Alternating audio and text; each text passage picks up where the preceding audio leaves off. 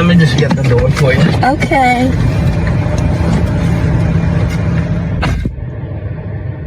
He got me at the Cheesecake Factory, y'all. I ain't getting out this car.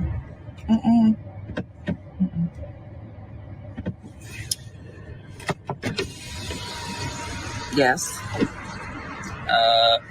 Would you want me to open the door for you? Look.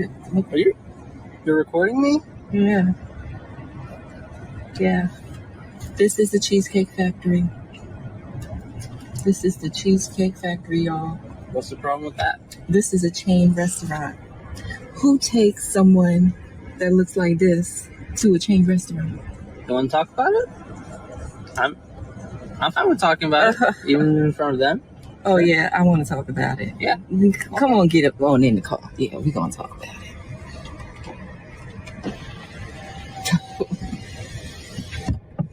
Oh, okay. Okay. So, yes. Let's talk about it. Let's talk about it. So you expect a man to go all out on the first date. Is that right? I mean, you're supposed to.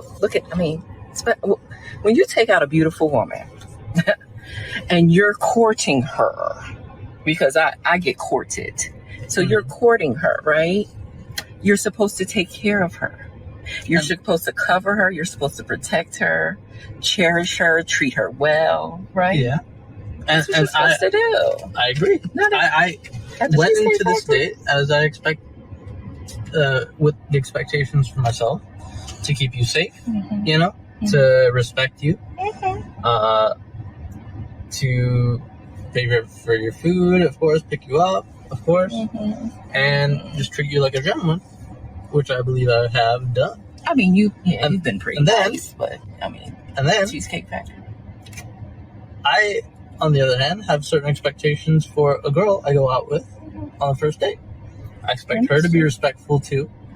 I expect her to be cooperative, and at least what did I do that wasn't cooperative? Well, I mean, even when we were walking to the car, you wouldn't put your hand around my arm or anything like that, or hold my hand or anything like that. I mean, it's too early for that. Okay. I can respect that. I can respect that. Okay. When I got to your apartment to pick you up, you didn't want to invite me in. I can respect that too. We're not again. I don't know there yet. Okay. I don't know yet. And then, but I feel like I'm doing everything I'm supposed to do as a woman. But I got myself all made up. There's nothing wrong with the Cheesecake Factory, right? Yes, there's a lot wrong with the Cheesecake Factory. Okay, well, look at my planner where we were gonna go originally.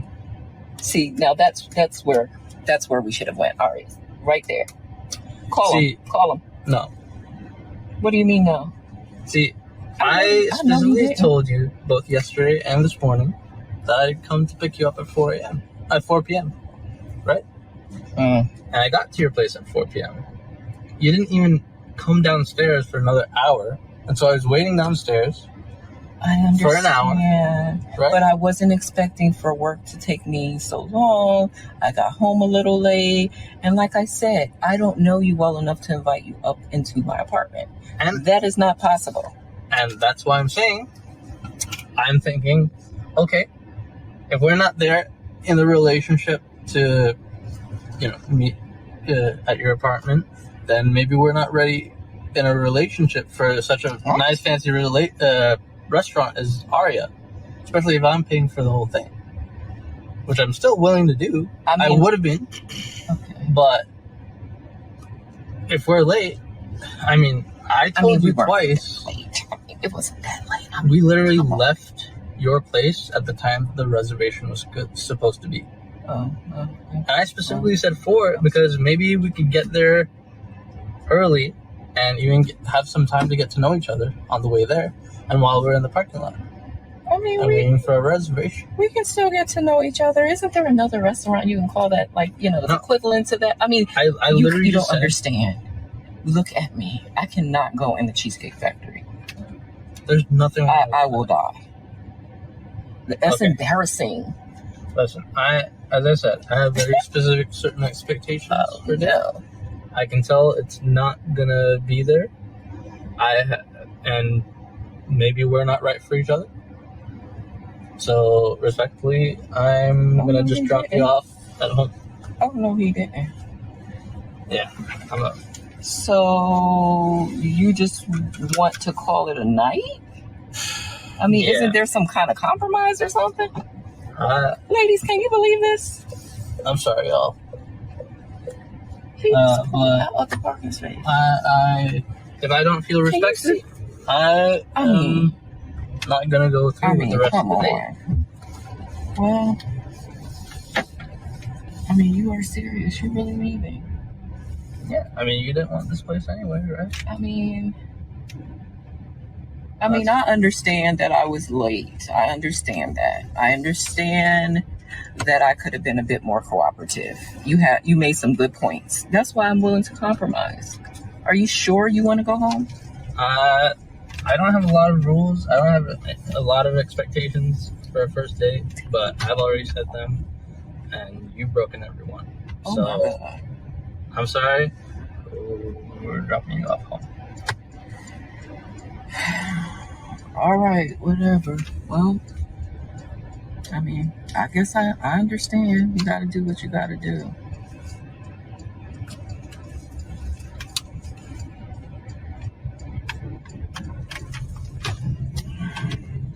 I understand where you're coming from.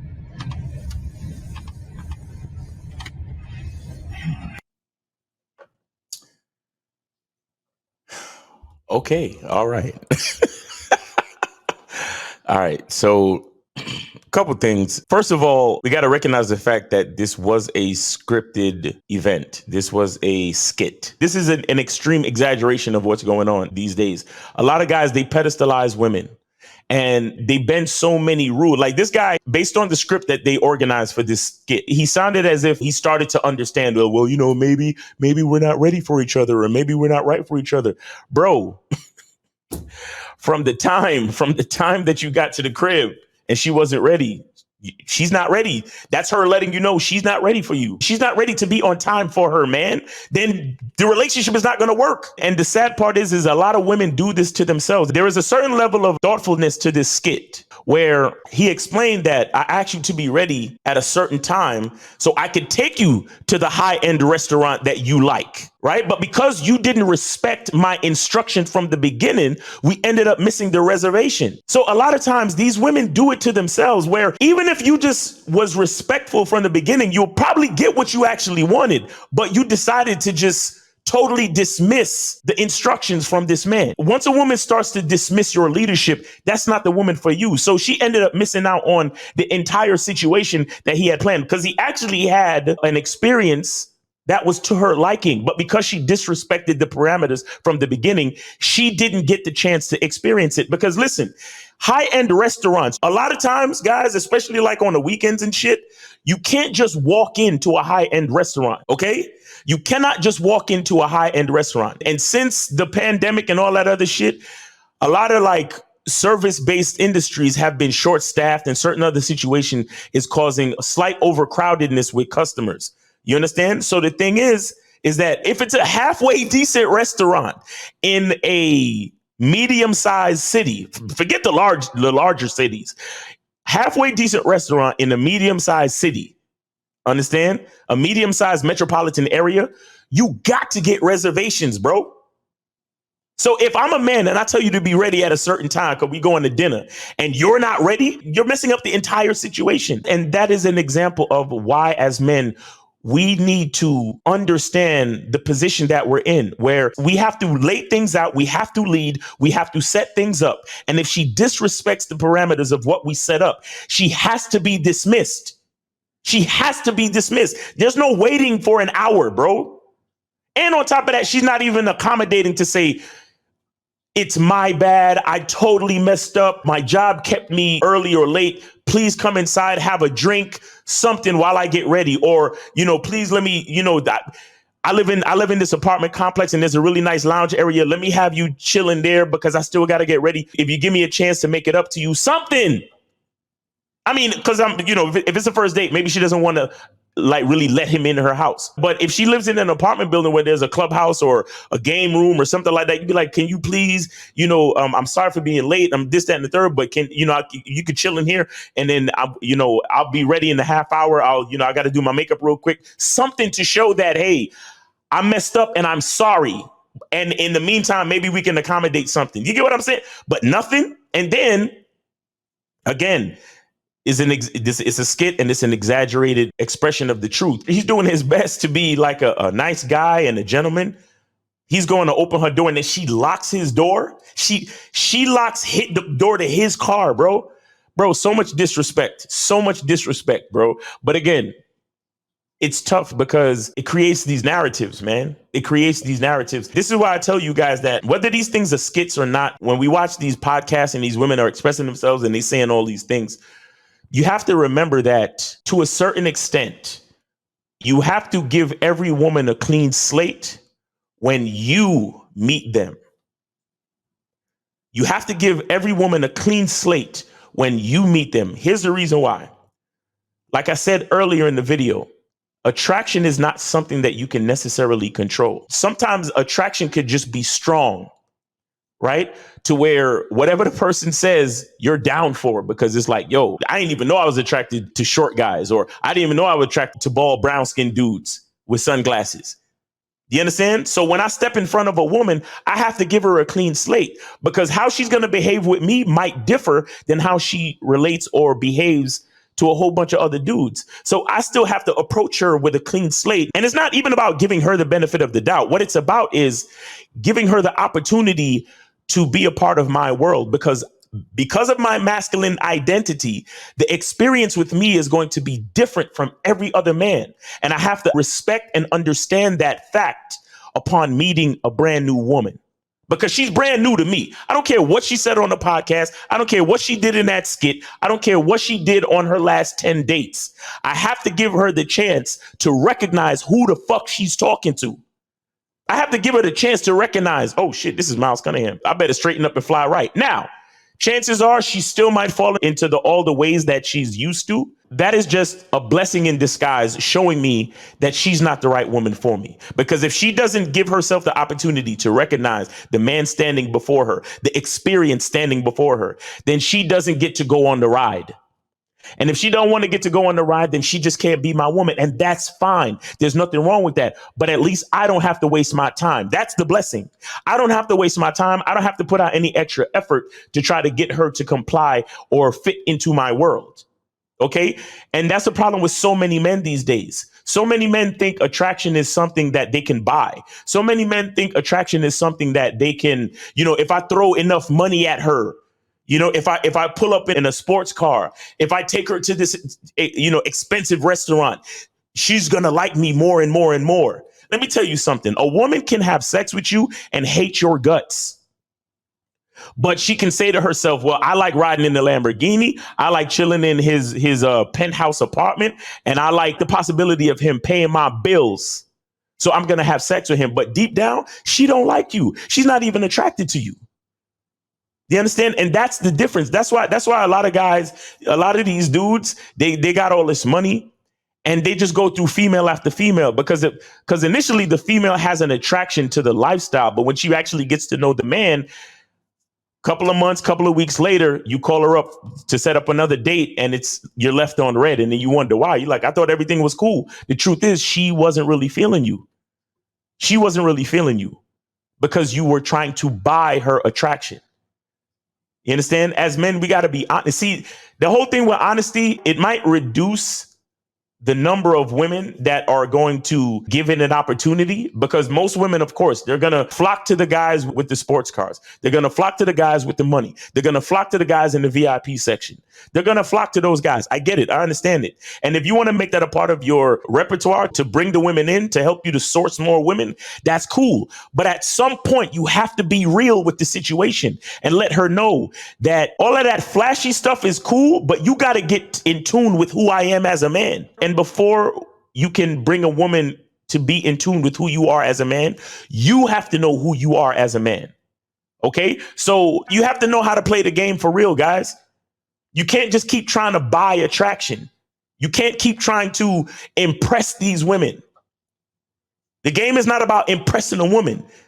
The game is about knowing who you are, knowing your masculine identity. And then you want to impress upon her the experience of what it means to be with you, meaning that you're giving her a chance to show up in your world. So you're saying, hey, let me see how you show up. Let me see what time you get there. Let me see how you dress. Let me see your mannerisms. Let me see how you're able to adapt to different situations, because I'm going to be your leader. And at any given time, I might pull you into a certain situation that is a critical part of who I am as a man and a part of my world. And I need you to behave a certain way. I need you to understand who you are in my world and carry out certain actions and behaviors and do what you need to do as a woman. And not just as a woman, but as my woman. You get what I'm saying? And that's where a lot of guys fall short, because they're trying to impress the woman and buy her attraction. You can't buy attraction, guys. This is why there are times out there when you see what you would consider an ugly guy with a hot girl, because she actually has attraction for that man. You understand? This is why you see two people who come from two different worlds and they get together, because there is actual attraction. Now, another thing to understand is, does attraction last forever? No, it doesn't. Not necessarily. Sometimes it can. When there's really good chemistry, attraction can last for a very long time, probably till death do you part. But it's not a guarantee that attraction is going to last forever, because people are complicated and we're evolving and we're always changing.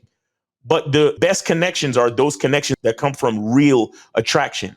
And the only way to get to real attraction is realizing that we can't buy it.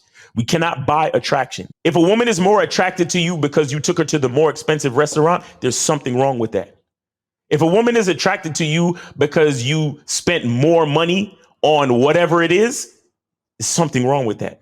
You should be able to do the simplest thing. You should be able to sometimes do nothing at all. If she still enjoys herself, that means it was because she was there with you, not because of the venue, not because of the flowers that you bought, not because of the money that you spent, not because of the car you picked her up in, not because of any of those things, but just because she was there with you, she enjoyed herself. So you should be able to bring her to the park to feed the ducks. You should be able to just take a walk. You should be able to just do whatever, because if you start a relationship that way, at some point, the both of you are going to be in a quiet room by yourselves. And then the both of you are going to realize, oh, shit, we're not really attracted to each other. It was literally just the excitement of all the places that we were going and all the money that I was spending and doing this and doing that.